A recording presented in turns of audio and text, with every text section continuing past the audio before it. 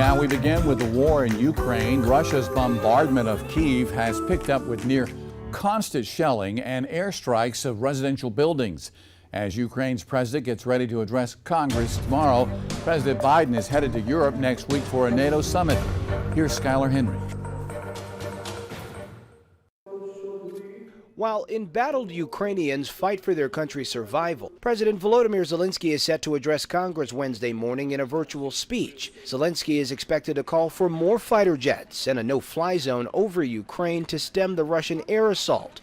But the Biden administration has said a no-fly zone could escalate conflict with Russia. On Tuesday, Zelensky spoke to Canada's parliament. I hope you can increase your efforts, you can increase sanctions so they will not have a single dollar to fund their war effort. As Russia intensifies its war across Ukraine and closes in on Kyiv, attacks on apartment buildings killed several people in the capital.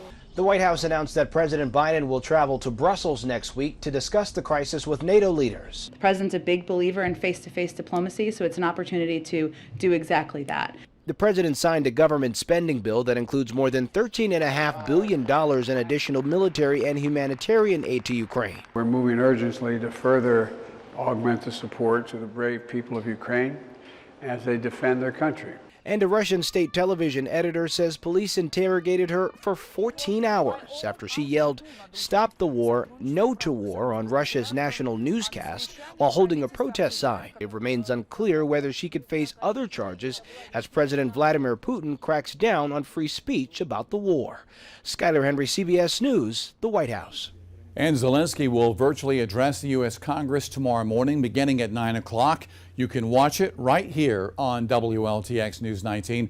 We're also going to be streaming it on our website, WLTX.com, and the News 19 mobile app.